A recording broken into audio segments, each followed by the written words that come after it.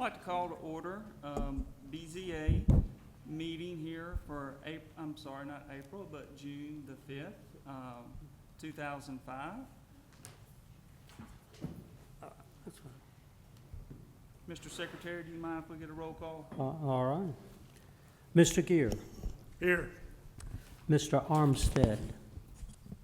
Mr. Johnson. Here. Ms. Hand. Here. Mr. Nieves. Here. Ms. Childs. And Mr. Perkel. Here. Thank you. All members have been given the opportunity to review the draft minutes from the April 3rd meeting.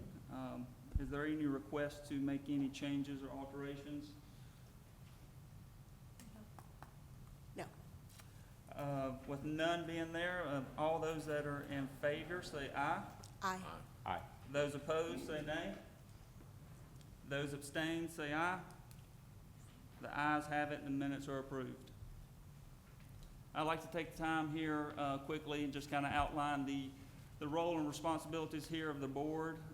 The board is the board is composed of 5 persons with 2 supernumeraries and is empowered by the Alabama State Legislature, but appointed by the City Council, and is charged with hearing petitions for relief from a literal and strict application of the zoning code. Cases are heard in the order in which they are filed. Motions are made in the positive, and each requires a positive vote of at least 4 members. A simple majority will not approve an action. The burden of proof for a variance and special exceptions rests with the petitioner, the applicant. Variances granted shall lapse and be of no effect if after the expiration of 1 year from the date of such approval, no construction pursuant to such variance has taken place, provided that the Board of Zoning Adjustment may, for good cause shown, specify a longer period of time in conjunction with an action to grant the variance. Any party aggrieved by any decision of this board may within 15 days file a written notice to appeal to the Jefferson County Circuit Court. And with that, I'd just like to ask if there's any communications here from myself or the vice chair. And with the vice chair not being here, I'm going to say no. And for myself, I do not have any further communications. We currently old business. There are no old businesses, so we're going to start with new business. And our first case here, I would like to swap over. This is going to be SV-2506-01, 800 Lakeshore Drive, the Samford Building District. Now, there are 3 variance requests here in regards to this, so we just wanted to ask the applicant to please come up to the stand here, state your name and address, and please write that down as well.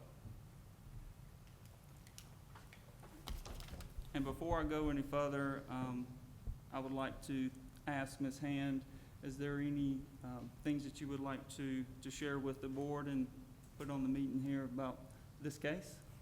Yes, I would like to recuse myself.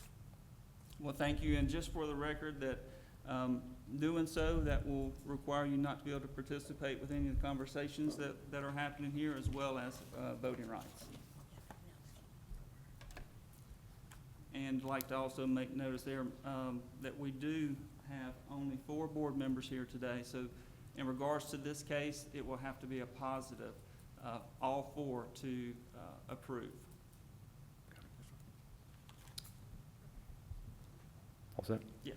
Good evening. Jeff Polishek, 800 Lakeshore Drive. I am the Associate Vice President for Construction Operations and Planning at Samford University. Thank you for the chance to be here tonight. I want to talk briefly about the package that was submitted for these variances in the Bulldog District. This is an ongoing mission of Samford and our desire to meet our on-campus residency requirement. So these 3 buildings in particular will help us to get and keep that percentage. We have a 75% undergraduate occupancy requirement that we have been unable to meet, even with our most recent buildings that will open up this fall that are also already fully committed to. We have students that are moving into every one of those in about 10 weeks from now. Our enrollment has been growing for just about 15 years now, every year. So as our enrollment numbers grow, we really want to maintain as best we can the residential ethos of campus. We are not and do not want to be a commuting campus. We really prefer the pedestrian, walkable campus life, and that requires our students to be on campus. Our prospective parents and students want to be on campus, and so we want to offer and provide the best housing that we can for that. So these three projects are a continuation of our on-campus growing residential needs. Again, this process is similar to what we've been through with this board just for the last, almost 5 to 10 years of projects, from our Greek housing projects to the freshman residence hall to the parking deck and to the rec center. We've had to work through variance processes for those to make sure that we're using our campus acreage and property accurately with the correct density. With that, I'm happy to answer any questions that the board may have tonight. Okay. Did the board want any sort of overview of? Yes, I was just gonna ask, do you mind sharing with us, let's start with the West Village. Sure. West Building, if you could share the overview of what your variance request is Sure. for the record? Yep. So I think someone is maintaining the digital, there we go. So the current picture that is up on the screen, which I think is probably labeled should be page number 2 in the materials that you have, shows a cut-through campus. On the left-hand side is our freshman residence hall that is in construction now, that will open this fall, which was approved in 2023 with a variance request similar to this. West Village and Stadium Village, which are the two buildings that are on the docket for tonight, are similar in size and shape and scale to that, and maintain sort of the verticality of our campus as it steps down from the highest point up on the north end where Vale Hall is, all the way down to Lakeshore Boulevard. So if you were to drive really north to south through campus, our campus steps down. And so we maintained this verticality of those residence halls so that we're really stepping down as we get closer towards Lakeshore. And if you would look at page number 3 that's there, the West Village, the top of the roof, go back one page, the top of the roof of the West Village, if you were to follow that line to the left and go up towards the freshman residence hall and then up towards the upper left-hand corner, which is Vale Hall, we're below that as the campus steps down. We have quite a bit of elevation on campus from the north to the south. The freshman residence hall, again, that was approved at that height, is within line with the rest of the buildings that we have on campus, with the campus rec center, Vale Hall, and Smith Hall. Those buildings are all vertically similar on our campus. And so we want to maintain that verticality and the density in that spot of campus, which keeps these buildings in line with that.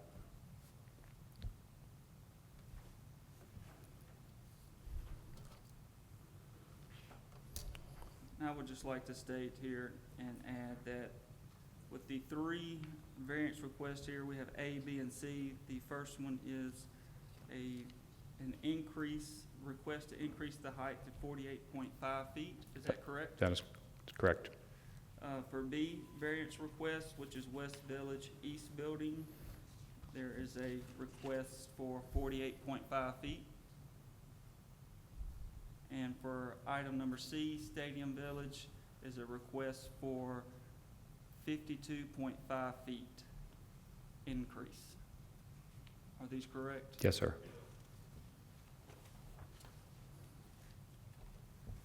There's the option to vote as one, divide them.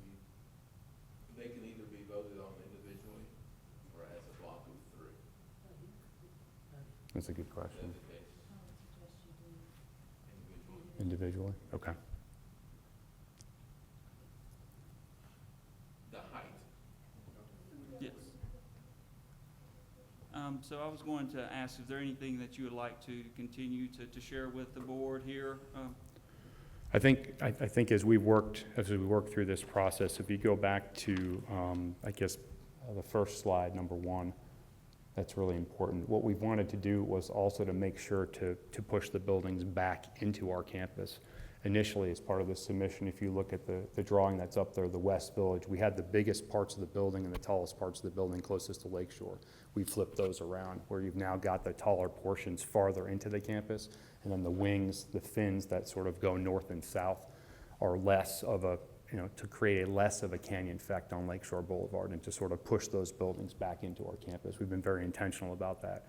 Also working through, parking underneath these buildings to maintain all of the requirements that we need for our parking on campus. So again, trying to really keep these projects condensed and dense and utilize our property appropriately instead of just continuing to build out, keeping as much green space and lawn and grass, and you'll see quite a bit of turf and trees in there, and really try to maintain that collegiate kind of apartment effect for our students, so.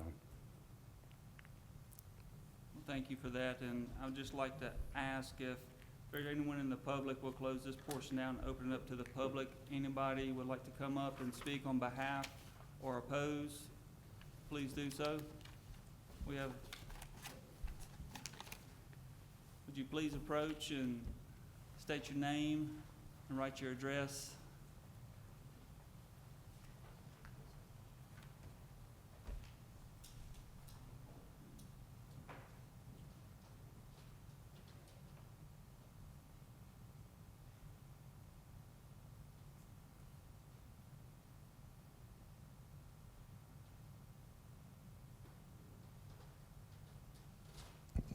Some tall people around here.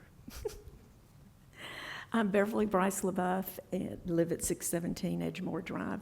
And hi guys, it's been a long time since I've seen y'all. For those of you that don't know, I'm a former member of the BZA and a former vice chair and chair. It's been a while, but it was a fun 7+ years. Right, Megan? I just have a couple of things that I don't want to take up a lot of your time because I know this is a very complicated case. But I wanted to point out 2 things that I looked at when I was on the BZA. I'm a little OCD, so every Sunday afternoon for all those 7 years, I drove all the cases for that week, and I went and saw every one of them in person. I think one week I didn't because I'd had foot surgery, so I didn't want to go traipsing around job sites with air cast on. But other than that, I made all of them because I thought it was important to see them as they sat in situ so that I could see the real impact in person rather than on a flat sheet of paper.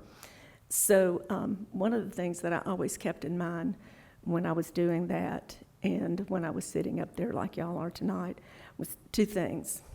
Number one, any variance you give could have an impact down the line on another case because you've opened that avenue for someone else to use. And I always tried to keep that in mind when I was considering cases.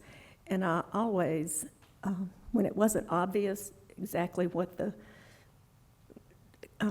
variance meant, especially to the public who wasn't well versed in all the technicalities, I always asked the question, can you tell me what item in the code is covered by this request? Because the code is kind of specific to the types of things, and I always wanted to make sure that they understood that they needed to provide that to us, and so that the public would understand what it was they were actually asking for, instead of the more technical things that we listened to and looked for. So I would ask y'all to keep those 2 things in mind tonight, and I am speaking against this project. Thank you. Thank you.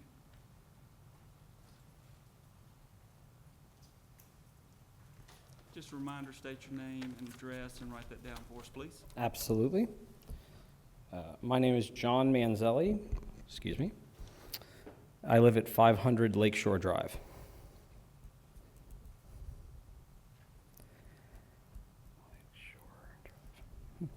I'm going to be brief.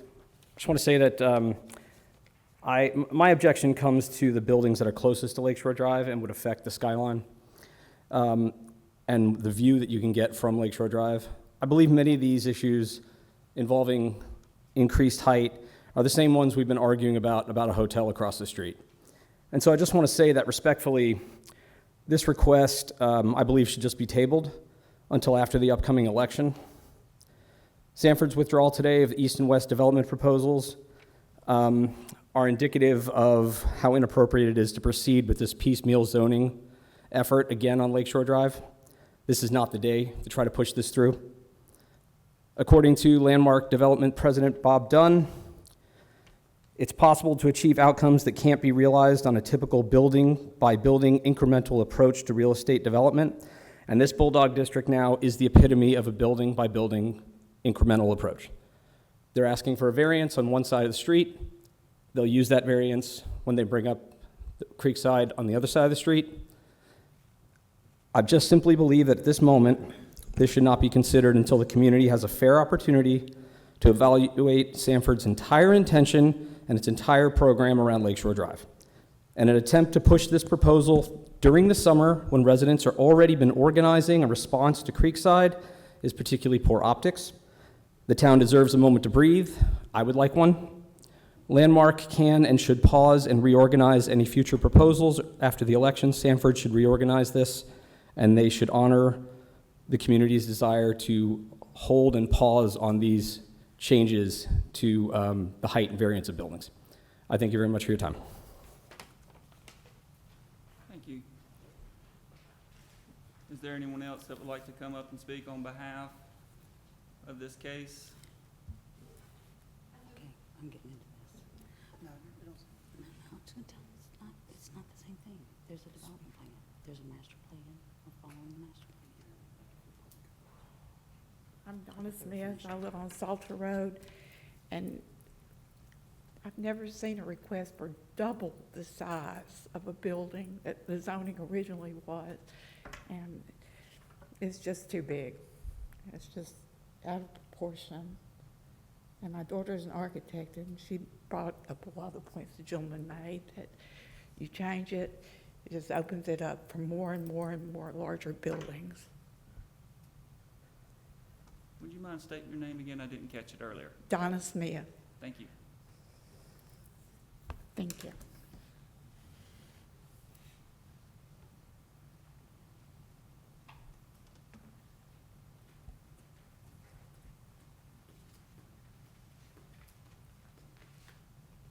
Suzanne Andrews, South Shadesview Terrace. I didn't plan to come up here and speak, but our neighborhood backs right up to Samford, which we adore and love Samford. I think our biggest concern is that it feels like it's encroaching into our neighborhood, and it's going to impact Lakeshore, but also eventually impact the neighborhood around us. And we feel like Samford should continue to grow and develop, but under the guidelines that Homewood sets out. And we feel like, my husband and I have talked about this, that if we make this variance, and it looks like we did have made a variance as Homewood for the dorm that's in the back, which I wasn't aware of, but I guess we don't feel that, right? Because it's deeper back there. And somehow when we're asking for 3 variances, all of which sit so close to Lakeshore, seem like such an impact to the community of Homewood, but specifically those neighbors that live so close there. And I remember when we redid our house, we got a variance, for 5 feet, and we thought, oh gosh, we got it, 5 feet. And it just seems almost unfathomable to think that we're talking about something that's double,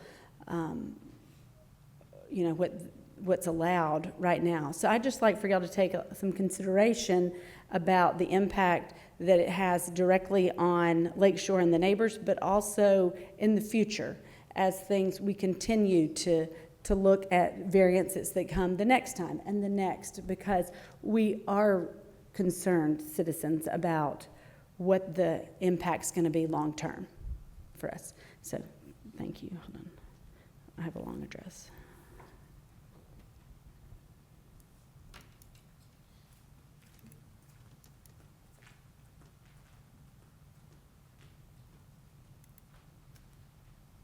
else from the public would like to speak on the behalf?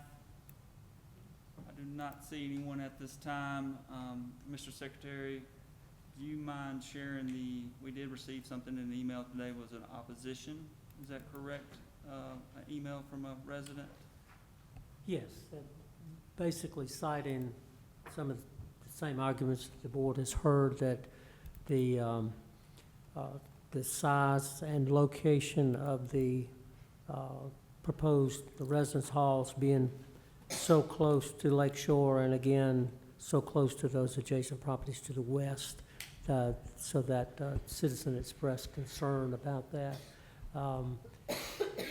As I mentioned in the email, that she didn't identify her address, so I can't tell you exactly her relationship to the campus, but generally speaking, similar concerns, that it's a very large structure, it's very close to adjacent residential properties and to Lake Shore, and that she expressed her opposition to it.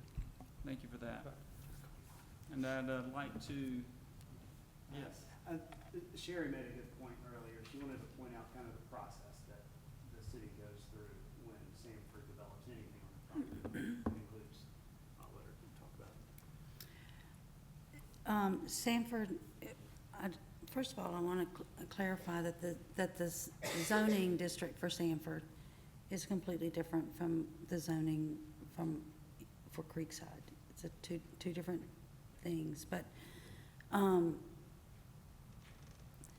several years ago, we met with Samford. It had kind of been piecemealed for years, and so we said we really need a complete and total development plan that shows the entire campus, the master plan that you have, and they had provided us a copy with that, because we just had bits and pieces of it.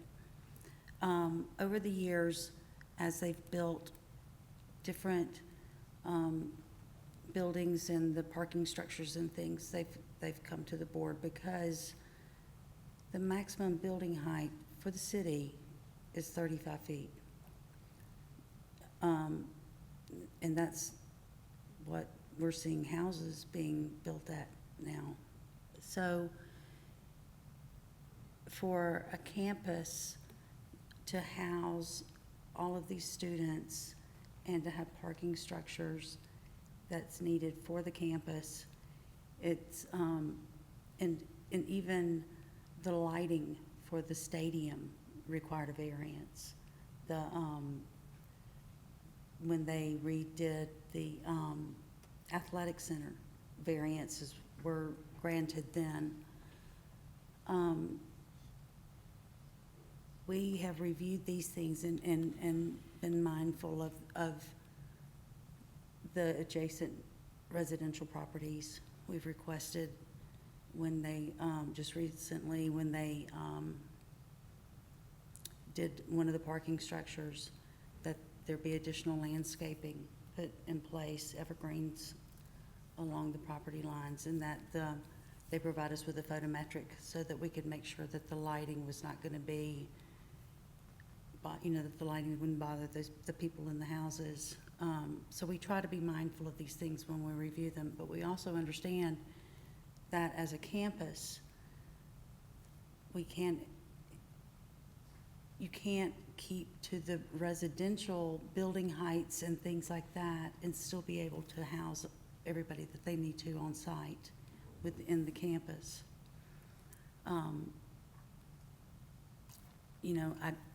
The only other route would be for us to change the zoning ordinance to allow for those heights, and perhaps we'll end up doing that in the future to allow for these campuses. But doing it this way allows us also to review it individually and not just give a blanket yes to taller buildings.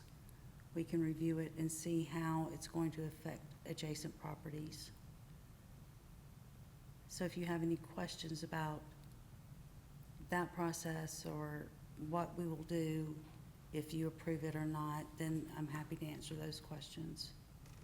And we also included in our staff report, I think if you'll look, that we did request that some extra things be put in place as contingencies on an approval, if you should approve the variance for West Village.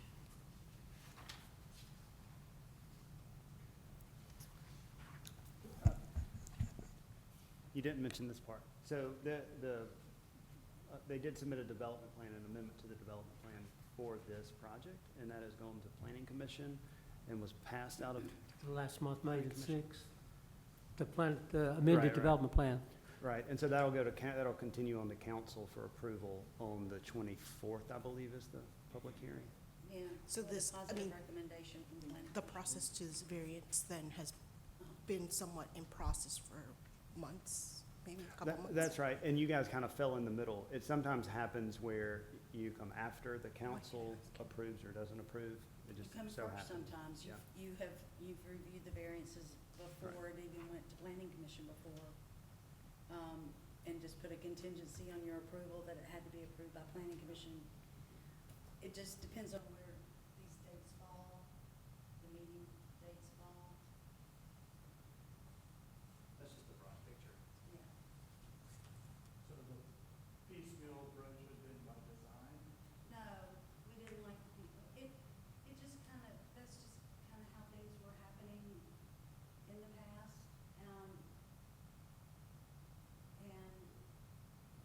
this staff believes that it's better to have everything so we can see all of the pieces instead of looking at it one piece at a time. And we didn't even have a complete development plan, and they put one together for us and made sure that it matched everything that had been approved over the years, and made sure that we had an up-to-date development plan and a copy of their master plan for the campus. And so we do refer to those things when they submit an amendment to their development plan to make sure that it's in keeping with what that overall master plan.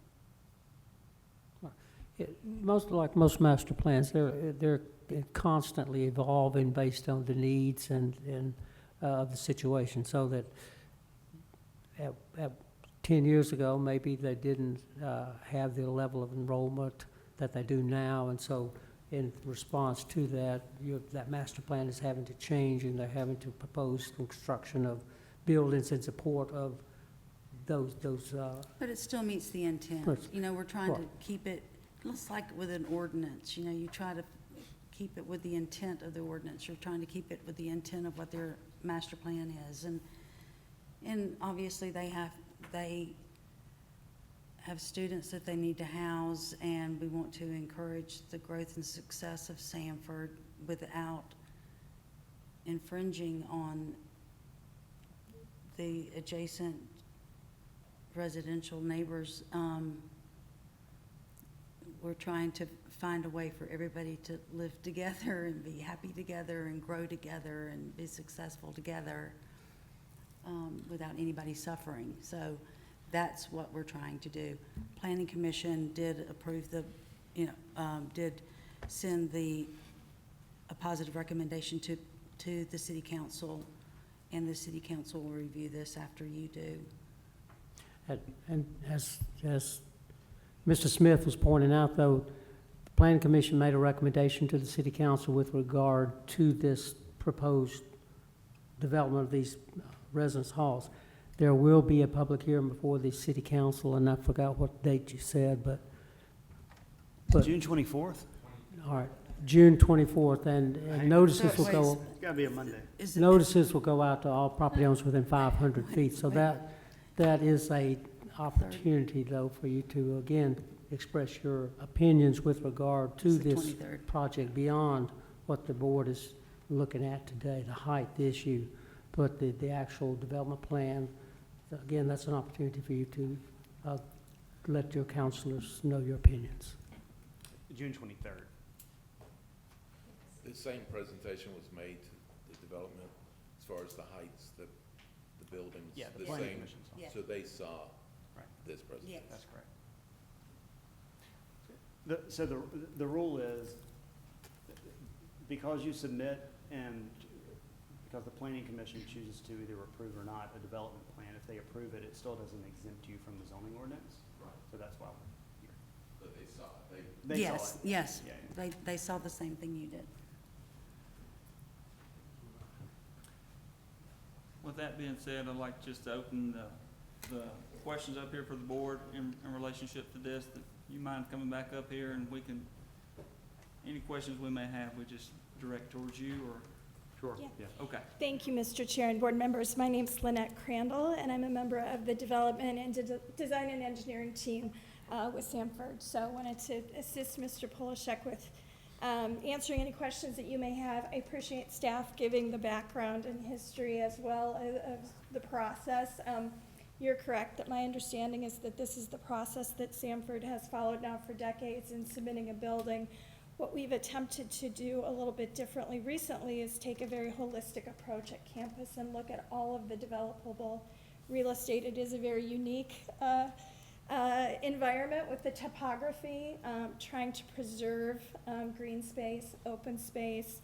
Mr. Polishek mentioned the process that the team went through in redesigning some of the buildings, including especially those along Lakeshore Drive, providing some relief, stepping back the height farther into the campus. And so I can attest that it's been an interesting process and a thoughtful process of looking at Samford's growth for the future. And I would say that timing is important for Samford University.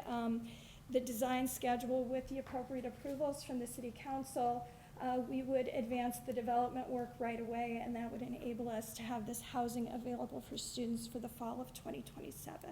So happy to address any questions with Jeff. Yeah, I mean, Lynette said that very well. I mean, I think this is, again, we are doing our best to maintain our on-campus residency, both capacities and numbers. I think the freshman residence hall that will open this fall that is already fully filled with students committed to already is of a similar height to what we're doing at the stadium housing. And so again, we're trying to keep our campus balanced within the middle of campus. And these structures are really important. And when you look at that from Lakeshore all the way up until the top of campus, our most recent projects with the city, all four had to go through this same process, which was the rec center, which was the addition in the middle of the football field down in the bowl.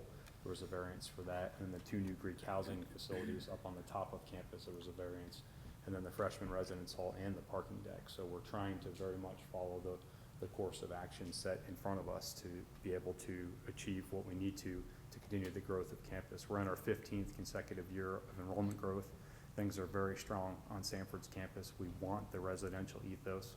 We don't want people driving to campus. We want our students living and learning right with us. But that requires them to live on campus, and these buildings would promote that mission for us. Happy to answer any additional questions about these facilities. How far away from Lakeshore Drive are the West Village buildings?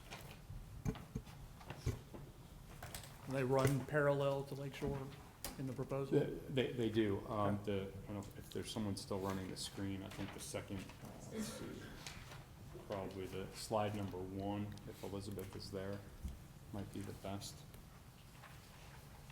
There is a landscape, you've got Lakeshore, then you've got a landscape buffer, then potentially an internal access road, and then the buildings themselves. But what we did is we flipped them around, where initially the buildings themselves were tighter. Instead, we pushed them to the back of what the development was to just have sort of some north-south fingers coming towards Lakeshore to not have a canyon effect. The drawing that is up on the screen right now shows that a little bit. So you've got where it says West Village, then you've got sort of an internal road there, then you've got the landscape buffer, then you've got, like really not the median, but you've got the edge of Lakeshore, sort of the ALDOT right-of-way, if you want to consider that, and then you've got Lakeshore below that. So we've pushed the majority and the tallest parts of the building farthest into campus, so they're not sitting right on Lakeshore. Looking at that plan, where is the edge of the existing parking lot in relation to that? The edge, the edge closest towards Lakeshore? Yeah. Probably in that, let me look if I can see on the overlay here. It's probably pretty close to maybe where the edge of the, someone's got a mouse right now. So yeah, I think right about where that cursor is right there, just under kind of where it says West Village is sort of the edge of where that there is existing surface parking there right now. So that whole area is one really giant impervious surface of multiple levels of parking in that area. I think the other thing I would add too is that this is a housing product that currently isn't on campus. It's Correct. unique and very in demand at universities across the country. It's more of an apartment style living where students would share kitchens, share bath areas, but again, in more of an apartment style structure than the individual dorm rooms that probably a lot of us attended school in. Is, the nice thing about the campus is it's kind of enclosed by all the woods along Lake Shore, except for that parking lot. That's kind of showing a heavy buffer. Is that what is proposed, or would the existing remain? No, I think we would. I mean, I think whenever that was done, when the West Village was built some years back, obviously there was quite a bit of landscaping there, but it was low landscaping. I would think we would heavily buffer both the south side and the west side, which sits along that residential, would be a substantial buffer there. Sort of what happened with the north parking deck when that was built years ago on the backside of Salter Road and Windsor Boulevard. We had a heavy, you know, I forget how many dozens and dozens of feet of trees between the actual parking deck, parking lot, and what was Salter and Windsor Boulevard. So we would do the same here to really create a landscape buffer from both Lakeshore and from the residences on the west side. Right now, West Village, those buildings are 4 stories, is that correct? I guess you've got, 4 stories, Yeah. closest to Lake Shore, and then that back, those east-west buildings, those bump up an additional story. I think she's talking about the existing buildings. Oh, Yeah. I'm sorry. Yeah, no, the existing buildings are 3 stories with a pitched roof, so it's, you know, probably 40-ish feet or so. I don't know if there was a variance for that. That was before my time at Samford. Since So- it's, since these new buildings are closer to Lake Shore, did you explore having them at similar heights to what's existing? Really, the constraint is being able to fit the number of units into the available space on campus, again, to be respectful of the topography, environmental, ecological issues on the campus.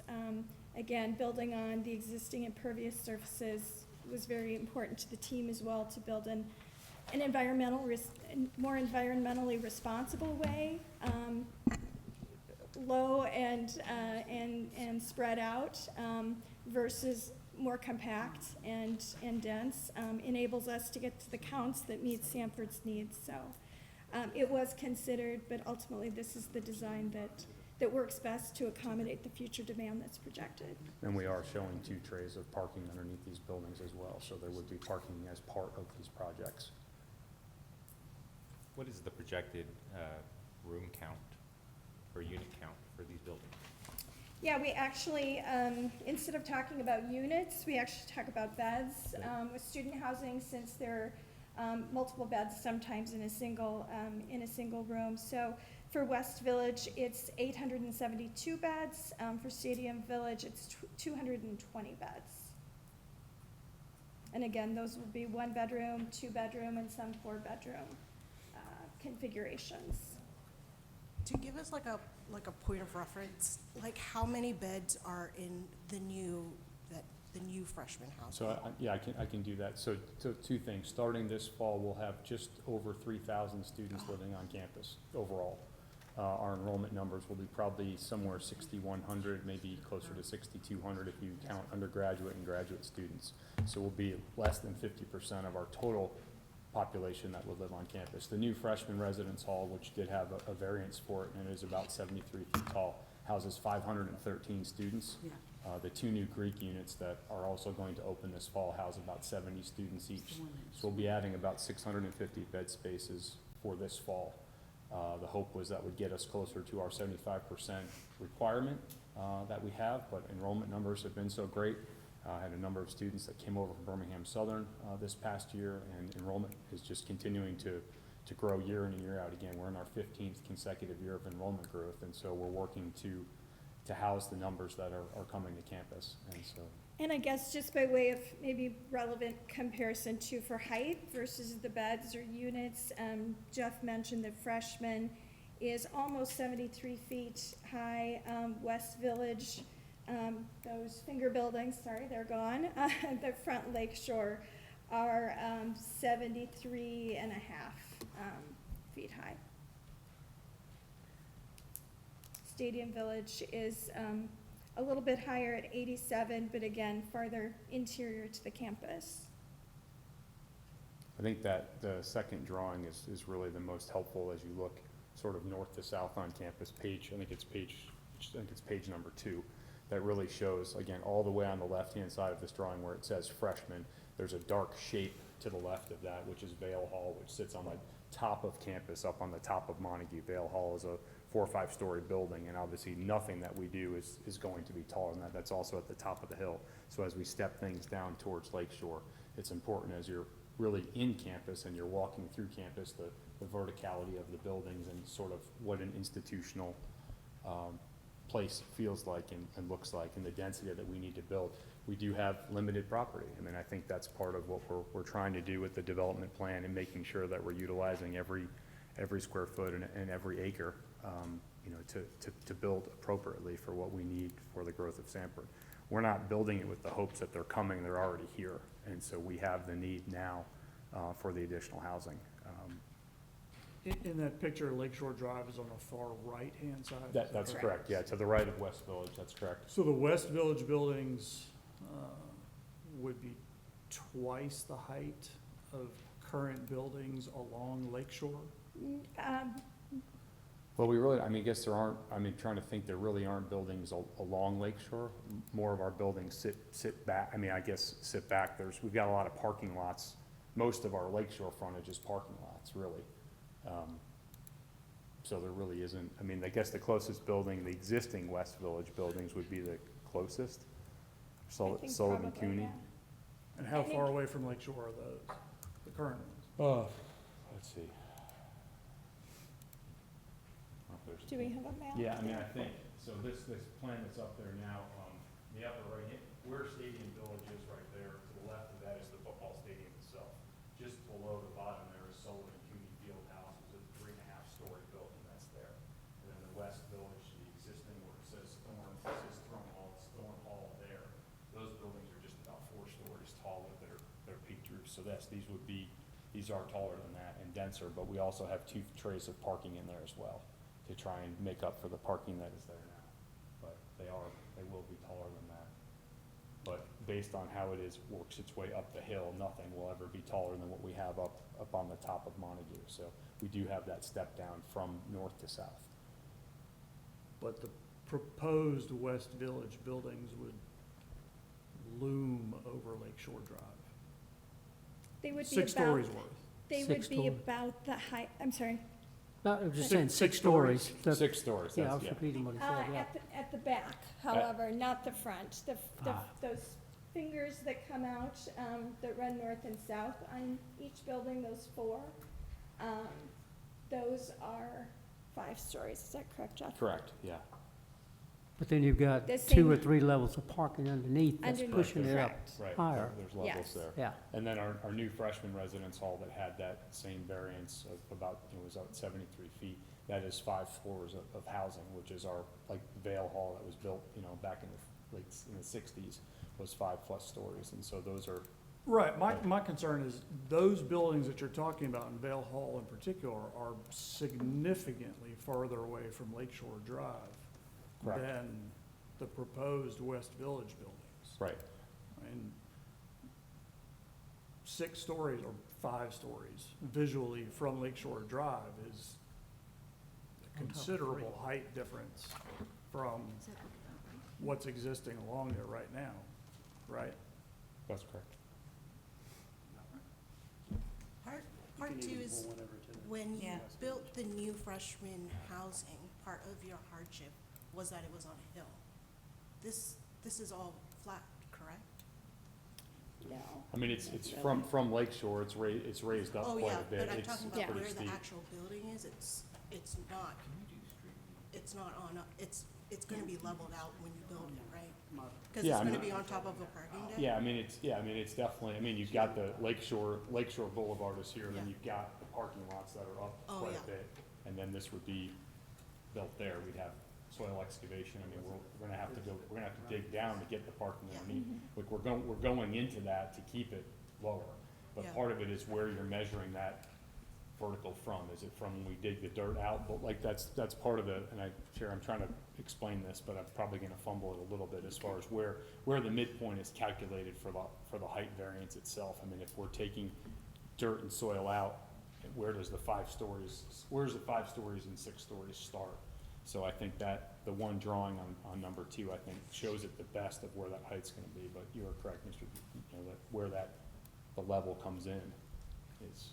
Can we get a street view of Lakeshore in that area? Or like a Google Street A View? Google Street, yeah. Because it off of Lakeshore, it's already sits up. I think a couple of people had asked, I know Ms. Hand wanted to know how far back the buildings were set from Lakeshore. It looks to be at least 130 feet From the edge of from pavement. from the edge of pavement. Oh, from the edge of pavement. But that's To- the short wing. How far back is the east-west? The bigger mass of the building is east-west. Yes. Correct. How far back is that?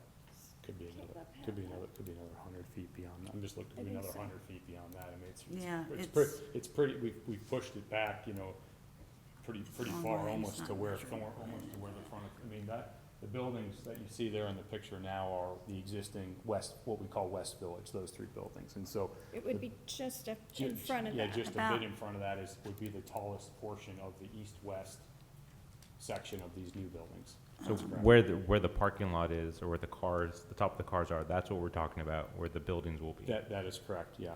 It looks like it's about 250 feet. From the asphalt, Uh-huh, from Lakeshore. From Lakeshore to the This is face of showing the, this kind of flattened, I feel like it's Right. a little steeper. It is. I would imagine the road sitting on the edge of the parking. And so the building is beyond the front edge of this.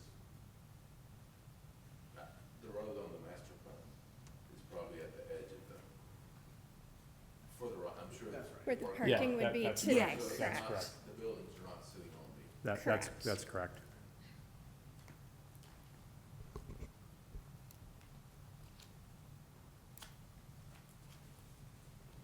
What was the commitment regarding the landscaping buffer you were talking about?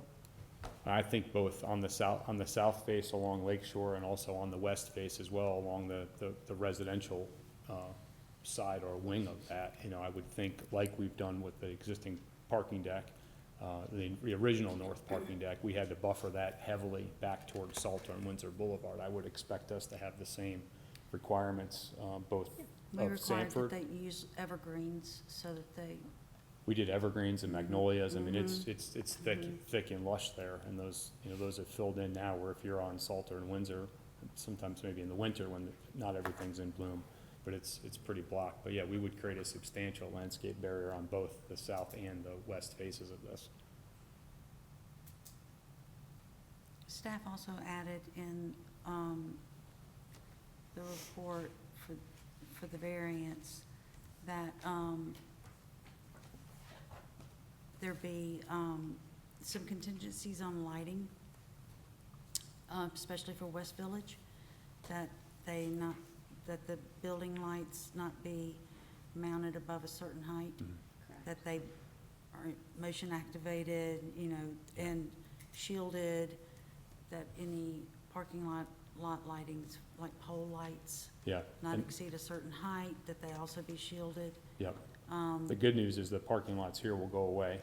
Yeah, The parking goes underground, and sort of like the north parking deck expansion that we're working on Yeah. now. We worked with the city on the lighting for that as well, putting in new fixtures that were down fixtures that would would dim at night for And parking, so I again, would yeah, think. again, we'd- we want to keep the students safe, but Yep, we believe that having motion sensor lighting would yeah, do that and also protect the area, and then having them shielded so that they shine just down and not out will help also. yes, thank you. If that parking is going away and instead gonna be under new residence buildings, where are all the people going to park? So there's actually a significant amount of net new parking.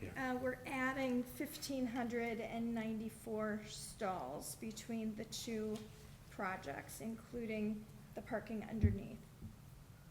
That's a net increase. That's a net 1,594. increase. That's correct, yeah. Correct.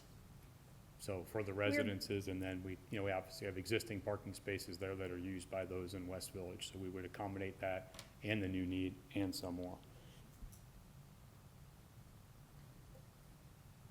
I mean, we would prefer, our preference is obviously less commuter. I mean, right now, this fall, we'll have 3,000 students living on campus, but that still means 3,100, maybe 3,200 students, both at the undergraduate and the graduate level, are commuting to campus, if not every day, 3, 4, 5 days a week. I mean, these 650 students that were moving onto campus this fall, a lot of them will have cars, but that means they're living on campus and they're not driving to and from school every day. So, I mean, we really, our preference is the residential ethos of campus. That is our mission, that is what our students want, that is what our leadership wants, our trustees. That's how we want to operate. We'd like to have as many of them there living and learning. Sherry, when you were talking earlier about I-3 being constrained to the same zoning regulations as other areas of Homewood, that's always subject to change by a change in the regulations, right? I mean, if It's not something that we considered to this point, only because, a development plan is required, so a lot of this gets reviewed just and determined by development plan. The height, we would prefer to review on case-by-case basis instead of just having a blanket, really tall building in I-3. We believe that it gives the opportunity for the residents around Samford to have some input, which we think is important. It might change later. I won't say that it will never change. It's been this way since it's been here. So it's been here a long time, and no changes. And have we- there been prior proposals for 6-story buildings along Lake Shore? In the Samford campus, Yes. I don't know, they've had many height variances, and they've been, this is not an unusual variance for the Samford campus. I think I understand what you're asking. Sanford has never proposed a development project as close to Lake Shore as this one. But that's just the way that the real estate has shaken out over time, I think. Okay. Is that fair? Yeah, I would say that's fair. That's fair, and again, we did take, as you noted, Ms. Williams, we took a comprehensive look at the campus to see where housing could be accommodated, as well as keeping in mind additional academic space and other needs that the campus may have over the next number of years, so. And I think that went back to the master plan that was done in 16 and 17. That was also part of the development plan there, identified locations and spaces on campus where we could build.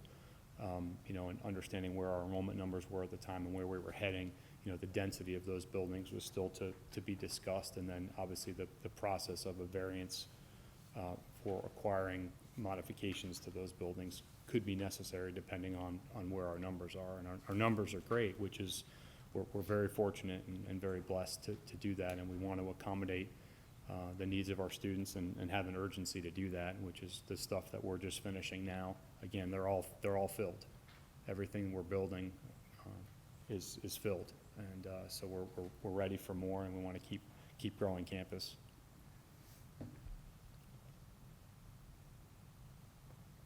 Mr. Polishek, I had one more question. A lot of information has been provided here. Can you tell us where you currently are with capacity, where, if all of these are approved, where you would be with capacity with the students? Yeah, happy to. So we are just in the process of completing about 650 bed spaces now that will open this August. I think I've mentioned that a number of times, so I want to be clear about that. That will push us to just about 3,000 students on campus, all north of Lakeshore, all within the confines of that campus. Lynette mentioned this would be about another just under 1,100 bed spaces, which would get us to 4,000, 4,100 with a student body at that point of 6,200, give or take, depending if our numbers continue to grow at 25 to 50 a year or 50 to 100 a year.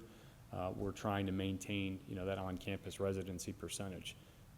And there would be potentially some phasing to these as well. I know we're showing you 3 projects all at once: stadium housing, West Village 1, West Village 2, if you want to call it that. There would be potentially some phasing of that in here based on our needs. We want to make sure, again, we have the students and we can fill them. We know we have that now. But if we were to realize these 3 buildings, that would put us up to just about 4,100 students on campus, which would be, as of right now, our entire undergraduate population, but not any of our graduate students.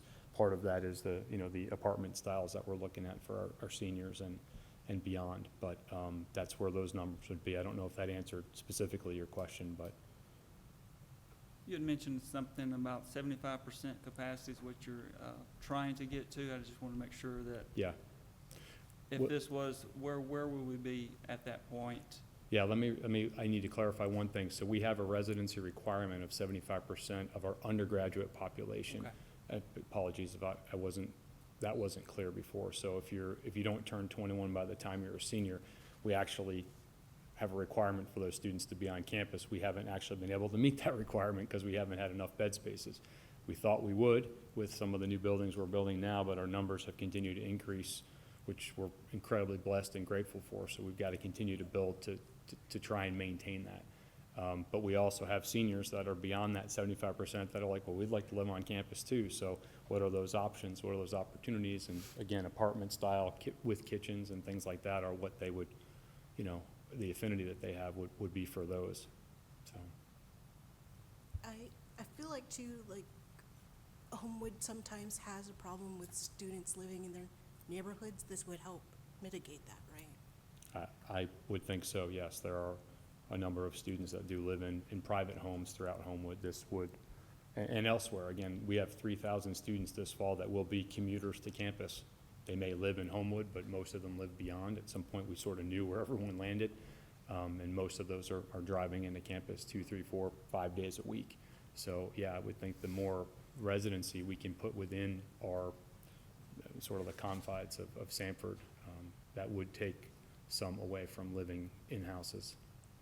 Along that lines then, do you think that would help traffic because students aren't driving to campus? I would make the argument, yes. I mean, I think just this fall, the 650 students that we will be moving on to campus right now are 650 students that are living off campus somewhere, in apartments either in Homewood or beyond, and commuting to campus, potentially 5 days a week.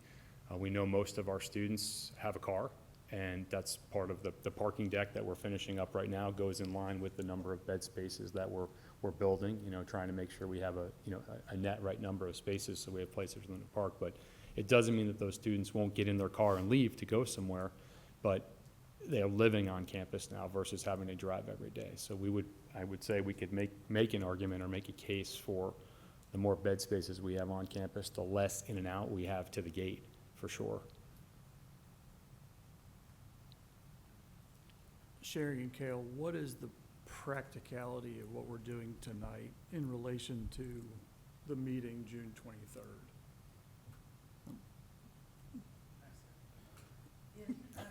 Yeah, if we say yes or no tonight, what happens June 23rd? I mean, what's going on with the city council Still June the city 23rd? There's a public hearing, the city council will review it.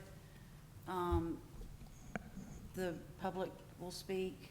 It will be up to the city council to approve the development plan. But it wouldn't be an approval with the contingency on the variances.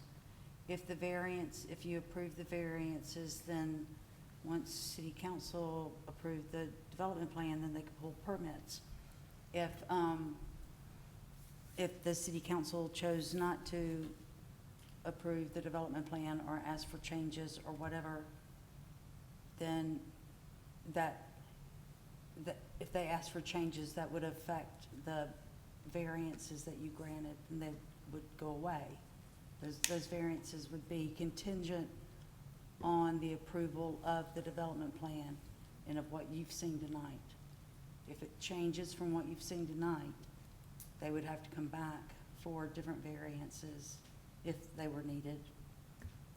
And if they were not allowed to build these buildings, then they would obviously just go away. Your What if variance- the variances are denied tonight? What happens the 23rd? Then it wouldn't go. It wouldn't even go to the city council. Well, it Well, it would. could go. It It would would. go. They would present the development plan and talk about how the variance here was denied. And so that they could And- get, And how they might adjust the plan if Adjust the plan. necessary to, instead of 6 doors, maybe 5. Maybe that would be, whatever the, Or So get the let- I-3 regulations amended I'm down the sorry? road? That's a total, I don't see that No. happening. Okay. Yeah. With regard to the 75% on-campus living, if enrollment is projected to continue to increase, aren't you going to continue having to chase that 75% number with additional buildings? Yeah, I mean, I think it's a balance. We never want to build something and not be able to fill it. I mean, I think that there are a number of universities, almost one a month right now, that are closing because of facilities that have been built that can't be filled. So we don't want to play that at all. We want to be very, very sensitive to the numbers. But no, yes, I mean, we would continue to have to increase. This would get us to a point where we'd be in pretty good shape. We're not looking to get huge. We're adding 25, 50 students a year, monitored growth. We had a big jump this year because we took just over 150 students from Birmingham Southern. That was a bigger jump than normal for us. Normally, we're a little more measured in how we do this so that we're incrementally growing and filling our facilities, appropriately. But yeah, that number would continue to grow, but this would get us to a percentage that, we would be there for years. I think Lynette mentioned about the timing of this. In an ideal world, these would, at least some portion of these would be open in the fall of '27 as our numbers are growing consistently. The class this fall will be bigger than the last 14 classes. And Yeah, I think with university housing, what's a little bit unique, unlike even a hospital or other institution or certain other projects that have more flexibility on time, after the June 23rd hearing, assuming there is a city council approval and we have the approvals we need here, we would immediately launch into the additional design and engineering that's needed to advance these projects in the phased manner that Jeff said, but allowing us to really control our cost as well for the university because there has been a lot of uncertainty and flux in the market. Actually, the timing will be very good as well with the other projects rolling offline as far as workforce. So there are a lot of positive synergies in moving ahead at this time. So we're hopeful we can continue to advance.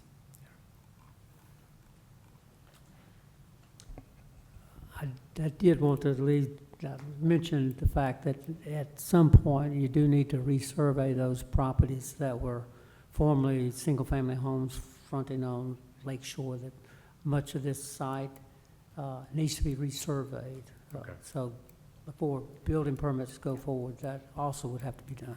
okay, thank you, Fred.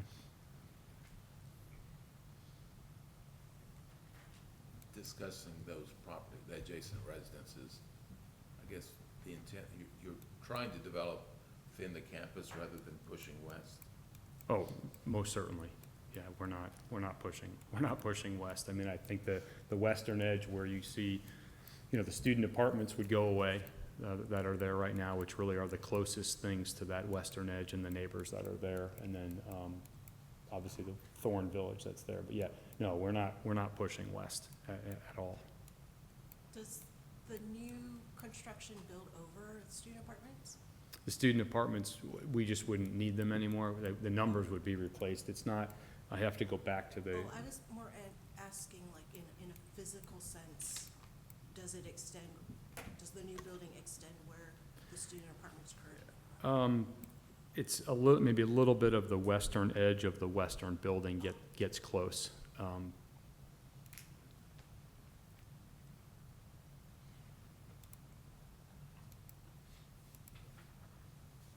But again, there would be a buffer, a substantial buffer to those western properties, of which Samford does own some of those currently, so.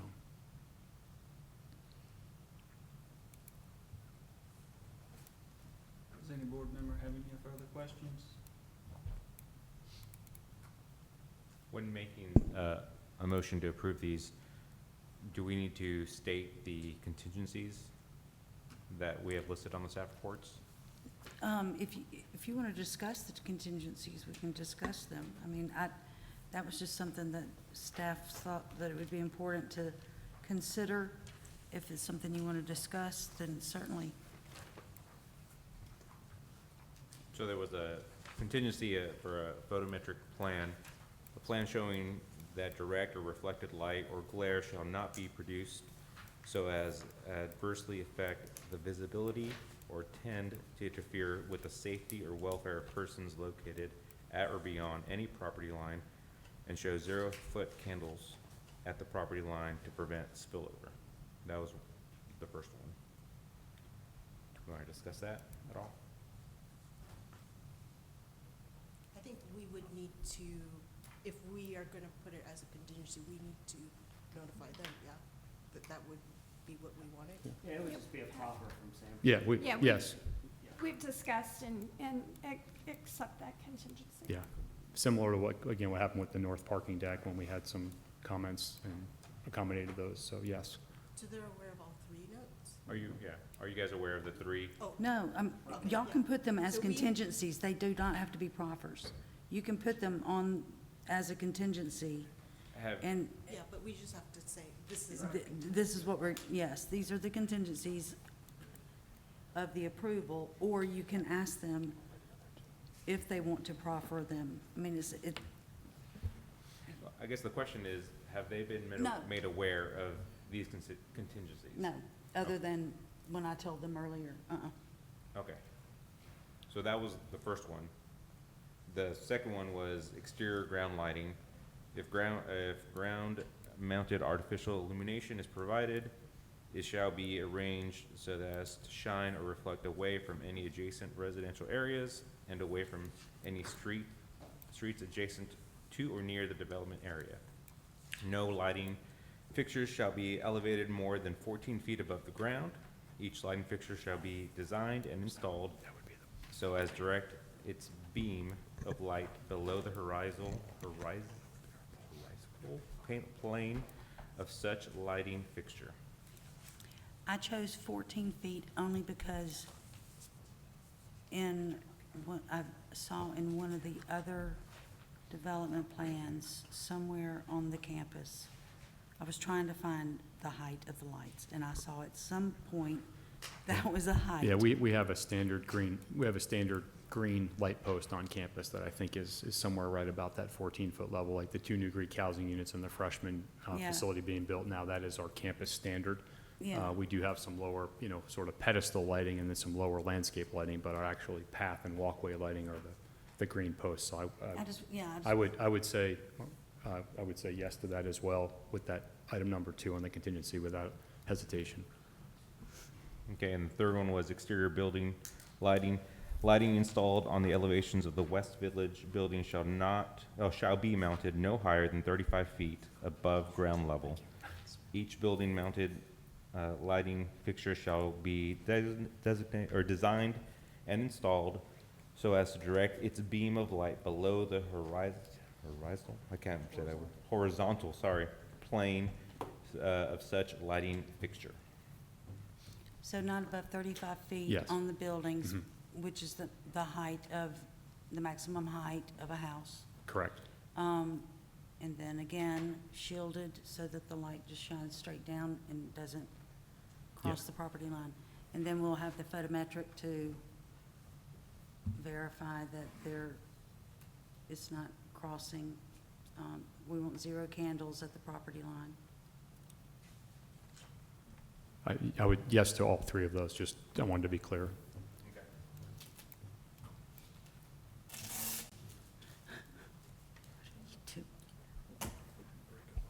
Yeah. I'll move we vote to approve case number SV 250601, A, West Village West Building, a variance of total increase of 48.5 feet, 48.5 feet in order to construct student housing and structure park, With the contingencies we've. with the contingencies already agreed upon. Second.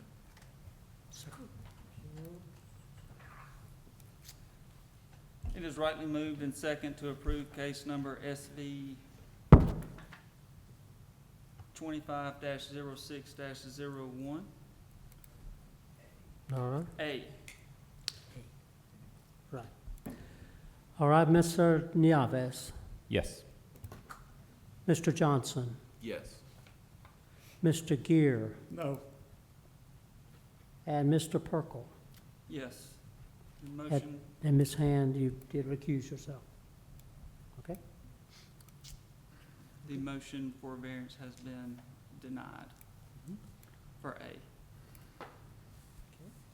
Move to approve SV 250601, 800 Lakeshore Drive, B, with the contingencies discussed. Second. It is rightly moved and second to approve case number SV 250601, B, as in boy. All right. Mr. Nieves, Yes. Mr. Johnson, Yes. Mr. Gear, No. Mr. Perkel, Yes. The motion for variance request has been denied. Move to approve SV 25-0601, 800 Lakeshore Drive, C, as in cat. Second. that's Mr. Gear, second. All right. It is rightly moved and second to approve case number SV 250601. All right. Mr. Nieves, Yes. Mr. Johnson, Yes. Mr. Gear, Yes. yes, and Mr. Perkel. Yes. Your motion has been granted. You have 1 year for your permitting process, and motion carries. Thank you to the staff and the board. Thank you for your Mr. time Chair. tonight.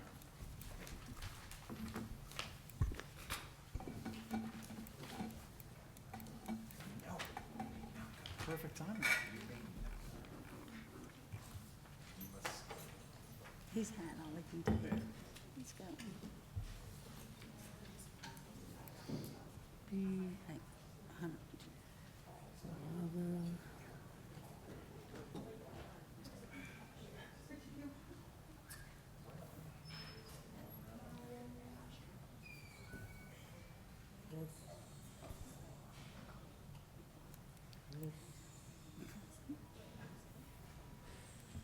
Yeah, you can participate in everything except for vote.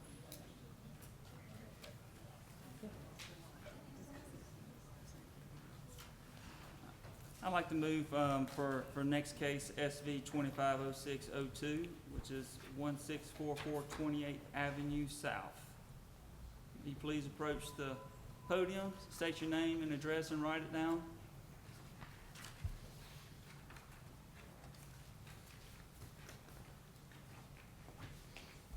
Hi, my name is Megan Watson. I live at 1644 28th Avenue South.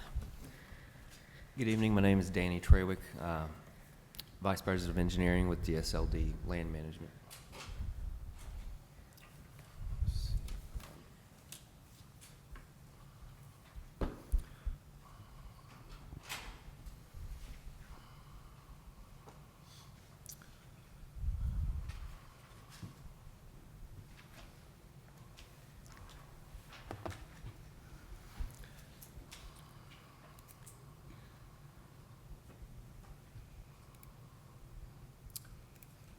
So, yeah, this variance is not nearly as exciting as the previous one. We are essentially asking for the approval of a completed privacy fence that was part of a project for renovation of her backyard. And the privacy fence is constructed under the permitted height of 8 foot, or under the, allowable height of 8 foot 10 inches, but it sits atop a engineered CMU retaining wall that we had to put in. Basically had to tear out her old retaining wall and re-engineer a new wall. In the existing fence, you can see, okay, so the view, the picture on the left is the view of inside her yard, and we basically constructed. I said about 5 feet under my neighbor's Yeah, house, so- so the retaining wall that they built is 5 feet for most of the property. And then in order to have a fence, they put the privacy fence on top of the retaining wall, which is the additional height, which makes it over the allowable height. So we're asking for a variance of those 2 feet, 3 inches, I Yeah. think. But on my neighbors, both my neighbors signed letters of approval of agreeance for the fence. On the other sides, it's all the same height that's allowed by the city. And if you're on her yard, on my neighbor's yard, in this case to the left of me, the fence is a normal height. It's under the allowance from Homewood. It just sits higher on my yard because of the way that my yard sits next to her yard.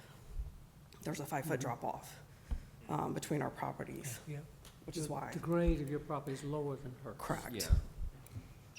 So the top of her, the top of yeah, the engineered, or the retaining stucco wall is, retaining wall is basically start- following the grade of the neighbor's property. Yeah. And she wants to put in a pool as part of phase 2 for this project, and there would be no privacy from, with her, within her backyard, from her neighbor's property.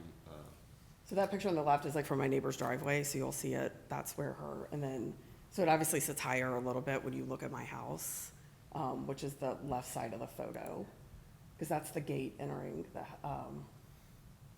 into the side of my house that goes into the yard. So when we originally when I originally contacted Mr. Pugh about this project, we submitted this master plan, which,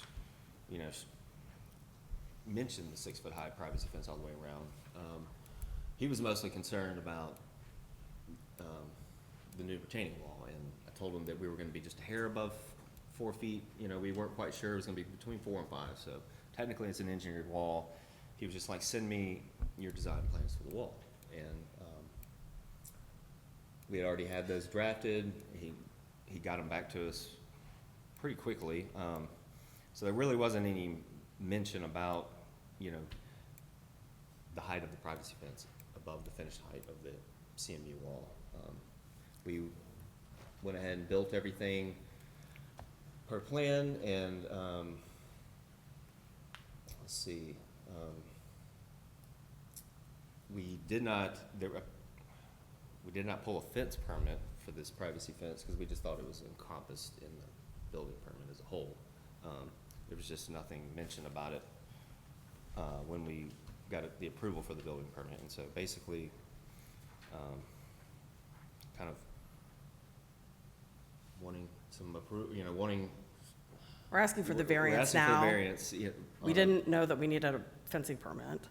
And so when they went to go finish everything at City Hall, they alerted the fact that they needed a fencing permit. So then we applied for it and realized that it was slightly higher. But again, my house sits 5 feet below my neighbor's house, which is why the fence is higher. So we're asking for a variance for the 2 feet, 3 inches, I think. Is there anything else that you'd like to add before we open it up for the public?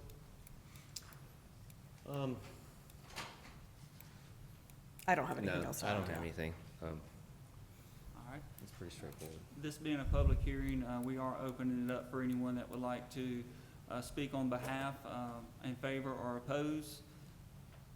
I do not see anyone approaching the podium there.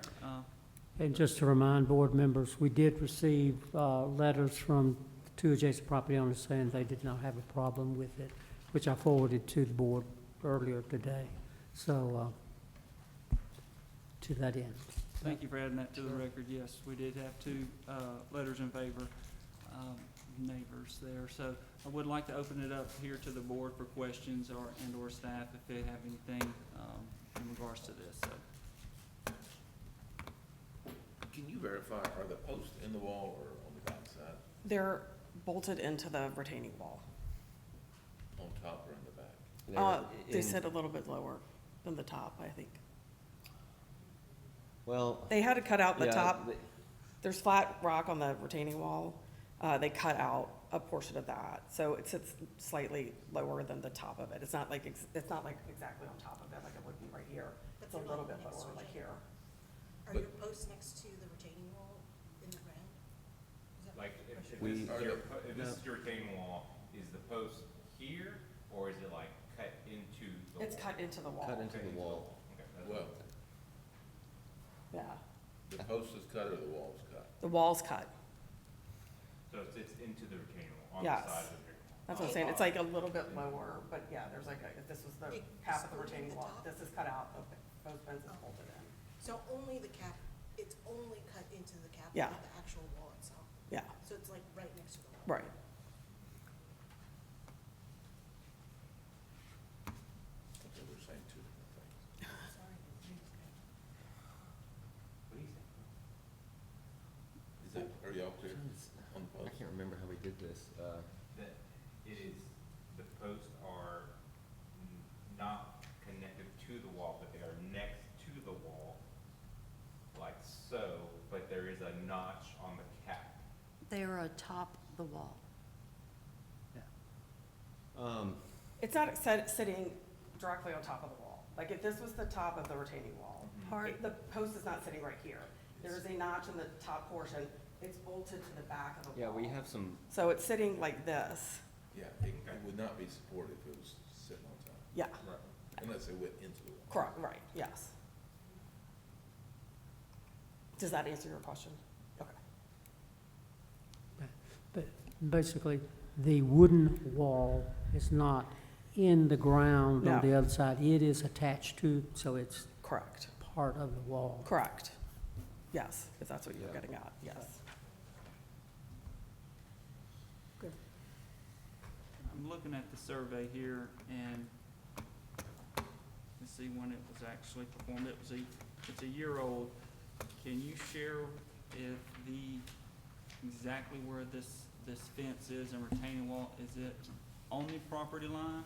Or do you have any, space in between the property line where the fence is at? Is there any Which- additional? her property or 1644-6? Her property, how it is built currently, is there any additional space outside of the fence line that's into to the adjacent property owners? I think if you go back to our master plan,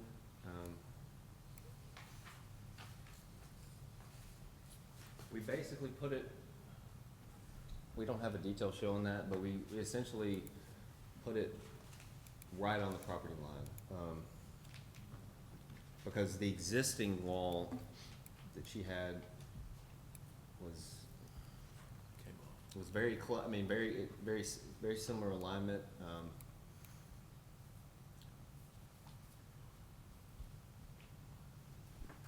So I mean, it's right on the property line, you know, before we started construction, Miss Holloway at 1646 was made aware that we're gonna, this is going to be right on her property, but I mean, like, the back of this new wooden privacy fence is gonna be right on the property line. It already currently is right on the property line. It's not going to be a current. It currently is, yeah. It's currently on the property line on both sides of the house, and both neighbors approved. I had a question. If it's on the property line and her neighbors are at a higher grade, if they pulled a permit for a fence, they wouldn't need a variance, right?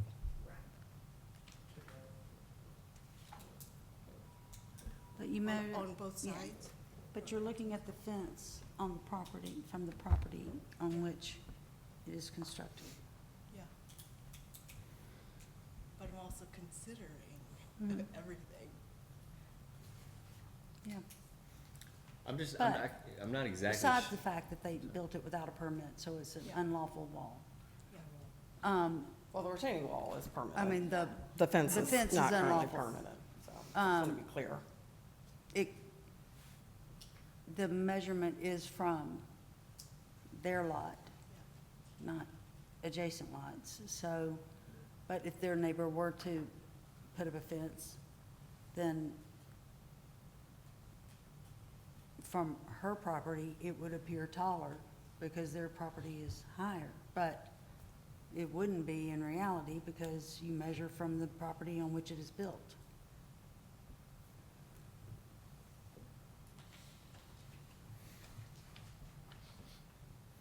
And you said you believed that when you pulled your building permit, you thought this was part included in that permit to build a Yes. wall, or build the fence?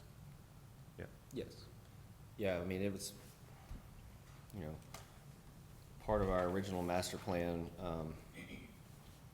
It shows it doesn't, we call out a 280 lineal foot, 6 foot high, pressure treated privacy fence all the way around. That master plan that you're referring to was not included in the permit forms that the building director gave to me. And nowhere on the permit application did it address a fence being put up.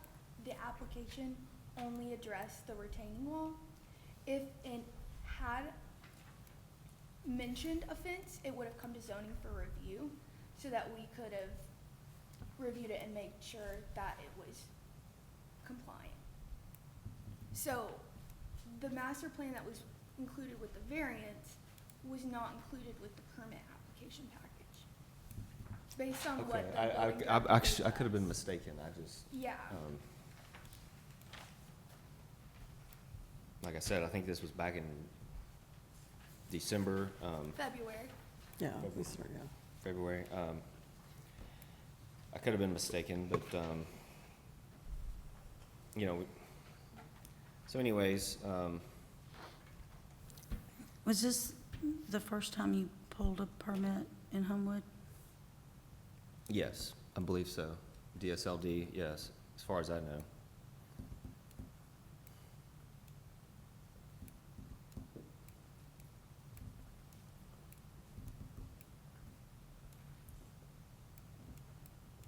Sherry, you mind if I ask another question here while you're looking? Hmm? How long does the retaining wall, is it all the way to the back of the property line? Yes. Yeah. It's not the same height all the way back. I Oh, mean, yeah, it- it narrows towards the, because my yard slopes to the back. Yeah, Okay. it So looks like it steps up, but I mean, it just kind of closes into the grade towards the back alley.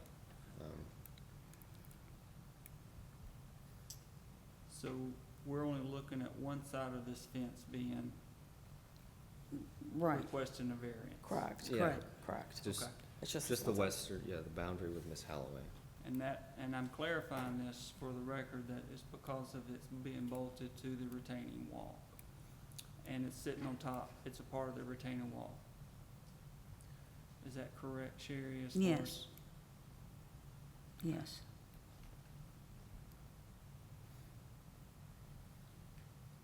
Does the fence extend beyond the face of the house? No, the retaining, there's a already pre-established retaining wall, that's made out of like cinder, not really cinder blocks, but something that was there prior.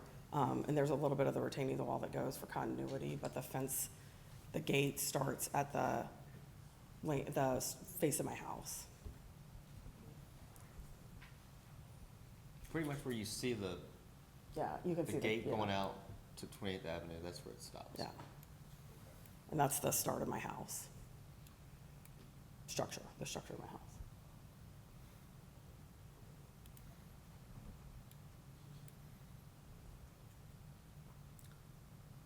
And so, you know, when we install her pool, if you are standing in Ms. Holloway's property backyard to the left, you know, if we were to have to take this down or cut it 2 foot 3 inches, I mean, there's still, you know, it kind of defeats the purpose of the fence. Yeah. I mean, there just won't be any privacy Yeah. between the two backyards. The pool, I think we emailed about this, but the pool hasn't been submitted for No, permit yet. listen, it's like 20 years from Okay. now. I mean, Okay. yeah. It's when Yeah, I and win the- the lottery, we will be getting a pool. And the but- building code would require a Yeah, yeah. fence around a pool Yeah, of that's some a sort. long time Not coming. exactly sure what that would be, but I just wanted to clarify. We just did like a whole master plan of the backyard, and that's why he's referencing that. So.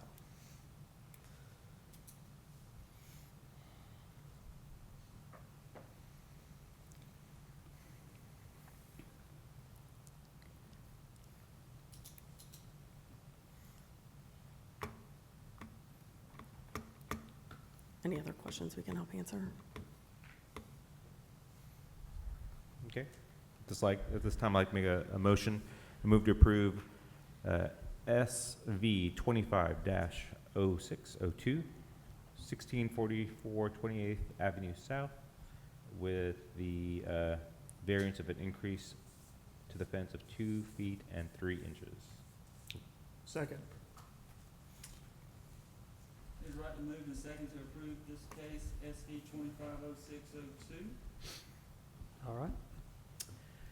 Mr. Nieves. Yes. Mr. Johnson.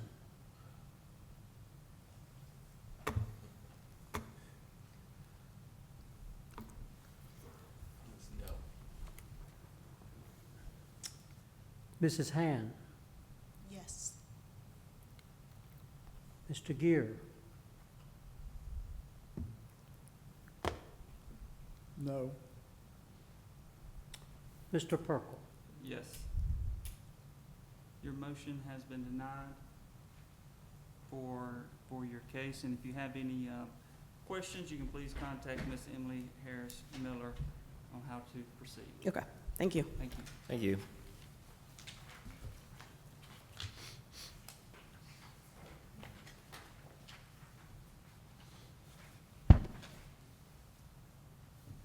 Last case here for the night is SV 250603, 310 St. Charles Street.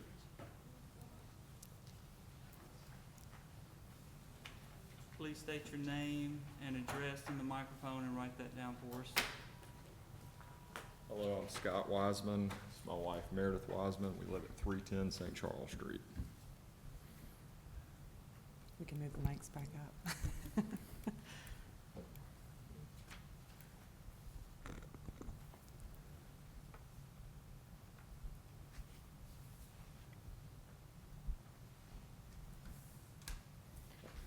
We are requesting a variance request from 9 feet down to 0.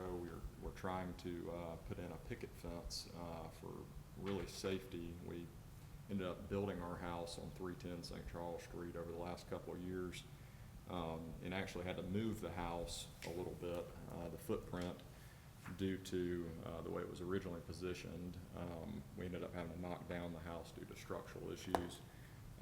The house currently is really not safe. We've got 2 young kids. We've got a almost 3-year-old in July and a 1-year-old son. We're on the corner and there's a busy street, which is Irving.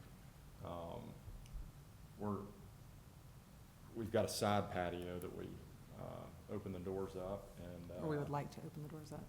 really can't right now, but That's the back, not the side we're asking about then. so yeah, this is the whole survey. The variance is just on the far right, on Irving. It's not on the back.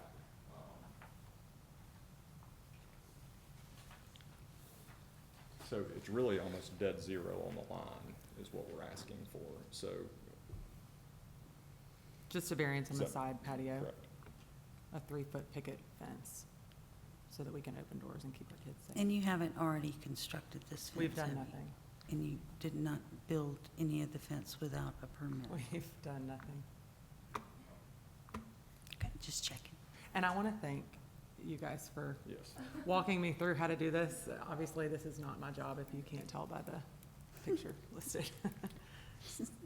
Well, this is a public hearing, and if you don't have anything further to add, we will definitely look back behind you. Uh-huh. and Yeah. Invite There's the Save the members best of for the last. public. nobody is here, and so we're opening it up here for the board for questions, and thank you for being patient with us here tonight. Did I see on Google Maps that there used to be a picket fence there? There was, when we bought the house, it was, Well, it actually, there was. there was, Yeah. but it was a little bit different than the way it is constructed now. Right. There Correct. isn't one now, There yeah. Is there any way we can pull that up, the street view? Anybody? I don't, Somebody? No? Brian, no. Okay. Yes, give me just a second.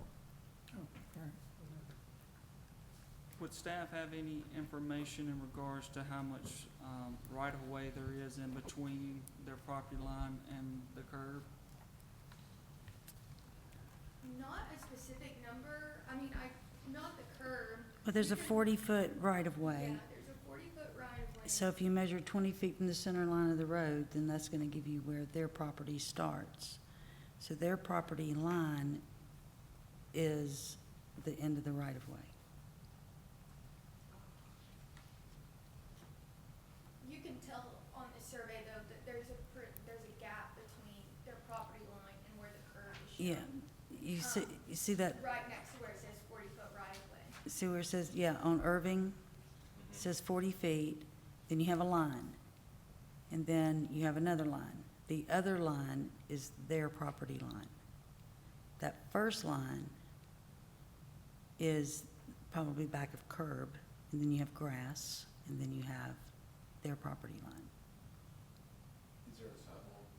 There's not. There's not. You say it's a 3-foot, a true, like 1-by-1 picket, not a solid fence, No, just a picket. but 3 foot. Correct. I'm having a hard time understanding. You can't see my, you don't understand my drawings? Is this better? Yeah. That I did on my iPhone? Yeah. Yes, so And this is. what goes on, like, this part above your house, what's back there? So if you go back to that picture with my car in it, we had a small retaining wall built, just there, and there was one prior, it just had to be redone. And then there's a small green space, so the fence would go along that and in front of my car, the picket, but we don't need a variance request for that, to my understanding. It's just the side where the patio is. Can we get a street view of the side of the house? Thank you. Did I send one, of the side You can keep going up or rebuilt? towards like Let the me go parking back. pad. Yeah, that's Irving. You want to go down Irving, right? Yes, please. Thank you, Brian. So So was the existing fence that was that removed? was the existing fence. That's correct. So, That was before construction, yes, sir. right, so it looks like they're wanting to put something similar to that, but you want to encompass that, like, closer to the patio area. Yes, that's correct. And it should be shorter than the one that was there. It should be what? It will be shorter than the one that was there. I believe that one was taller than 3 feet. Okay. That was right. So that's what used to be there. That's correct. Let me go to my Our- emails with Hunter too. Our parking moved down. Hunter, I think I sent you the original pictures. Let me see if I have it. And We probably do have y'all have a door at this top part of your house? Along the back, Yeah, or are your doors We over the have- side? we have a front door and then 3 sets of French doors along the side now, on the side patio, and they all open up to the flat space. Let's see if I got a Here, better picture. I guess I only did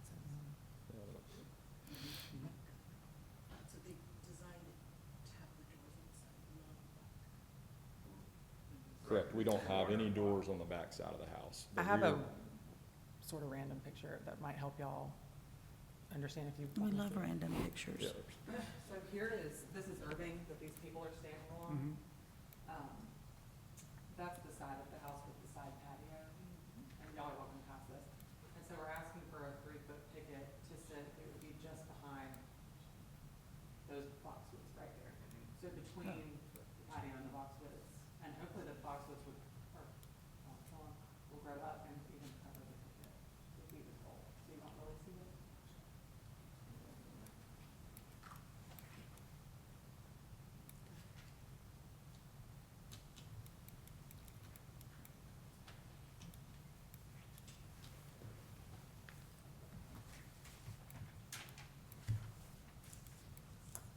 I'll move we vote to approve SV 250603, 310 St. Charles Street. I second. It's rightly moved and second to approve this case number SV 250603. All right. All right. Mr. Nieves, Yes. Mr. Johnson, Yes. Ms. Hand, No. Mr. Gear, Yes. and Mr. Perkel. Yes, this case has been approved. You have 1 year to apply for your permit. Thank you very much for your patience tonight. Thank you. I do have one question about the permit process now. So once we have the permit and it's approved, we're good to start, correct? What, the June 23rd meeting kind of threw me off. Do I, like, I heard that and I was like, oh my gosh. That was completely about the Samford development plan, so you can send your email on. Well, I asked Chris Lane and he was like, I don't know. And I You was you like, don't want to okay. attend that meeting. Yeah. Okay, thank Just y'all again send for your them help. your permit application, and then we can. Okay, all right, thank y'all so much. Thank you. Thank you. Any communications from staff before we adjourn? No, but at Are you some sure? point, at some point, I think the issue that was at last month's meeting about the setback, building a second story, that cited a legal case that perhaps we'd like the city attorney to look at and see if that's applicable to Homewood, because we're likely to see something like that again. The person that was on that, he sort of specializes in second floor additions, so I think it would be good for us to review that issue so that if it comes up again, the board will know what the legal position is with regard to our city attorney anyway. But that's just something we haven't had a chance to do, but I think that it would be beneficial just for everyone to know what the city's position would be on the chance that it comes up again.